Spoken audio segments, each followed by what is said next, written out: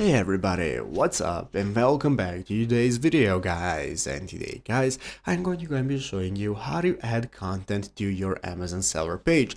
This is a very simple thing to do, so make sure that you watch this quick and easy video to the very end, follow my steps correctly, so you can make sure this works the same for you and you can do this yourself. But yeah guys, so let's get straight into it. So first things first, we're going to go and be opening up the official Seller Central website right here, sellercentral.amazon.com. This is the official website of Amazon seller that you want to open up. Once you have done so, you'll be greeted by the main page right here. This is the main page from where we can get started. In the upper right corner, we have two options. We can sign up for an account if you do not already have one. So what you want to do is create an account if you need one. If you already have an Amazon seller account, just go and log in normally. So once you're logged in, now we can get started. This is going to be our main page right here. This is our main page from where we can get started. Once you open up your home page and log in, it's going to look like this. You'll be able to manage your catalog, your history, orders, advertising, and so all the options that you need. And now we can get started with following any guide that we want to use. Basically, you can find the official guide right here in the official Sell Amazon website, showing you how to sell on Amazon and the guide for beginners, how to get started choosing